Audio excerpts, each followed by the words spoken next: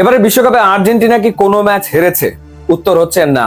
এবারে বিশ্বকাপে গ্রুপ পর্বে আর্জেন্টিনা কোনো ম্যাচ ড্র করেছে? উত্তর হচ্ছে না। এবারে বিশ্বকাপে আর্জেন্টিনা কি সবগুলো ম্যাচ জিতেছে?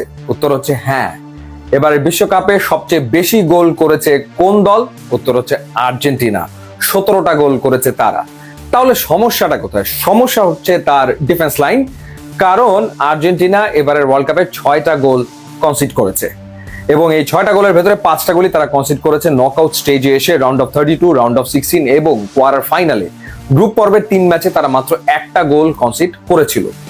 তো এই যে সমস্যাটা, সেই সমস্যাটা থেকে আসলে বেরিয়ে আসতে পারছে না আর্জেন্টিনা। পরপর 3 ম্যাচে আমরা আসলে সেটা দেখেছি। কিন্তু তার যে অ্যাটাকিং লাইন, তার যে মিডফিল্ড, তারা তো তাদের কাজটা করছে বলেই 17টা গোল হয়েছে। এখন 17টা গোলের ভিতরে বুঝলাম না হয় লিওনেল মেসি একাই 8টা গোল করেছে, কিন্তু সব মিলিয়ে 8 জন স্কোরার, 8 জন মিলে 17 গোল করেছে। এর ভিতরে লিওনেল মেসি গোল করেছে 8টা, লাউতারো মার্টিনেজ তিনি 2টো গোল করেছেন, একটা করে গোল করেছেন আরো 6 জন। এমনকি আর্জেন্টিনার ডিফেন্ডাররা পর্যন্ত গোল করছেন। লিসেন্দ্রো মার্টিনেজ গোল করেছেন, ক্রিশ্চিয়ান রোমেরো গোল করেছেন। এই যে ডিফেন্ডাররা গোল করেছেন, তাহলে ঘটনাটা আসলে কি হলো? ঘটনা যেটা হলো সেটা হচ্ছে যে কোনো ম্যাচে কোনো পরিস্থিতিতে আর্জেন্টিনার সেন্টার ব্যাক যে দুইজন, তারা আসলে বক্স টু বক্স খেলছেন। তাদেরকে অপোনেন্টের বক্সে এসে হাজির হতে হচ্ছে এবং হাজির হতেই শুধু হচ্ছে না, তাদেরকে গোলও করতে হচ্ছে। সেই বক্স টু বক্স খেলতে গিয়ে তারা অনেক সময় রাইট অন টাইম তারা আসলে ট্র্যাক ব্যাক করে আবারও ডিফেন্সে ফিরে আসতে পারছেন না, বা যখন কাউন্টার অ্যাটাক চলছে তখন তারা আসলে সেই স্পিডের সাথে পেরে উঠছেন না। এই তো ঘটনা হয়েছে। আর রাইট ব্যাক কিংবা লেফট ব্যাক পজিশনে যে দুজন খেলছেন, অর্থাৎ মেদিনা খেলছিলেন, তিনি ইনজুরিতে পড়ার পর সেখানে তালিয়াফিকোকে খেলানো হচ্ছে। আর রাইট ব্যাক পজিশনে মলিনা, মন্টিয়াল তারা খেলছেন। তারা মাঝে মাঝে ডেফিনেটলি ভুল করেছেন, যার কারণে আর্জেন্টিনাকে গোল কনসিড করতে হয়েছে। কিন্তু মূল ব্যাপার ছিল যে নকআউটে যে 3টা ম্যাচ, সেই 3টা ম্যাচ আর্জেন্টিনা আসলে শেষ করতে চেয়েছে নির্ধারিত সময় কিংবা অতিরিক্ত সময়। টাই ব্রেকারে তো তারা যেতে চায়নি। এই কারণে যখন গোল করার তারা আর্জেন্টিনার ভেতরে, তখন তারা অল আউট গেছে। সো যখন এরকম অল আউট অ্যাটাক তারা করতে গেছে, তখন ডেফিনেটলি তাদের ডিফেন্স লাইনে কিছু ত্রুটি তো ধরা পড়েছেই। আর ইজিপ্টের সাথে যেটা হয়েছিল, তারা আসলে শুরুতেই তো 2-0 গোলে পিছিয়ে পড়েছিল, তারপরে তারা 13 মিনিটের ভেতরে কামব্যাক করেছে। সো এই আর্জেন্টিনা, তারা প্রত্যেকটা ম্যাচে প্রেসার সিচুয়েশনে পড়ে সেটা উতরে এসছে। সো ডেফিনেটলি টিমের ভেতরে প্রেসার সিচুয়েশন হ্যান্ডেল করার ক্যাপাবিলিটি আছে, সেটা একটা বাস্তবতা।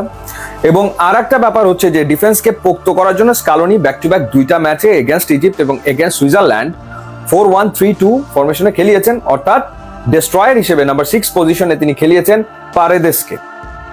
পারেদেসকে খেলিয়ে ইজিপ্টের এগেনস্টে আসলে রেজাল্ট আসেনি, 2টা গোল কনসিড করে ফেলেছিল। সুইজারল্যান্ডের এগেনস্টে ফার্স্ট হাফে গোল কনসিড না করলেও সেকেন্ড হাফে গোল কনসিড করতে হয়েছে। সো এই জায়গাটাতে এখন দেখার ব্যাপার ইংল্যান্ডের বিপক্ষে আর্জেন্টিনা কাকে ইউজ করে, বা পারেদেসের উপরে আসলে কোচ আস্থা রাখেন কিনা। আর যে ব্যাপারটা সেটা হচ্ছে যে আর্জেন্টিনা ওই যে গোল যেহেতু করছে এবং তারা আসলে ফুল প্রেস করছে, আপলাইনে চলে যাচ্ছে, এবং তাদের মিডফিল্ড অর্থাৎ Enzo Fernandez, Mac Allister, De Paul তারাও আসলে উপরের দিকে উঠে যাচ্ছেন। সো অনেক ক্ষেত্রে তারা রাইট অন টাইম নেমে আসতে পারছে না, স্পেশালি ডিপল। ম্যাক অ্যালিস্টার সে তার রিদমে চলে এসছে, বা এনজো ফার্নান্দেস প্রচন্ড রকম পরিশ্রম করে খেলছেন, এবং ম্যাক অ্যালিস্টার প্রবাবলি এখন মনে হচ্ছে যে হ্যাঁ তিনি তার বেস্ট ফর্মে চলে এসছেন। এনজোর ক্ষেত্রেও একই কথা প্রযোজ্য। কিন্তু ডিপলের ওই জায়গাটাতে আসলে কিছুটা দুর্বলতা রয়ে যাচ্ছে, যার কারণে রাইট ব্যাকের উপরে প্রেসার পড়ছে মলিনা কিংবা মন্টিয়ালের উপর।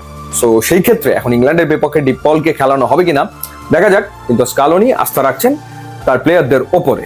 সো এই হচ্ছে সিচুয়েশন। এবার আসা যাক যে ইংল্যান্ড, তারা এখন পর্যন্ত গোল করেছে 13টা গোল ইংল্যান্ড করেছে। ইংল্যান্ড গোলও কনসিড করেছে 6টা। সুতরাং এমন না যে ইংল্যান্ডের ডিফেন্স একেবারে চীনের প্রাচীর এবং এটা দুর্ভেদ্য। ইংল্যান্ড 6টা গোল কনসিড করেছে। সুতরাং ডেফিনেটলি আর্জেন্টিনার অ্যাটাক লাইন এই ডিফেন্সকে চ্যালেঞ্জের মুখে ফেলতে পারে এবং গোলও আসলে হতে পারে। তবে হ্যাঁ, স্পেন বা ফ্রান্সের কথা বললে এই 2টা দলের ডিফেন্স লাইন দুর্দান্ত। স্পেন মাত্র 1টা গোল কনসিড করেছে, ফ্রান্স করেছে মাত্র 2টা।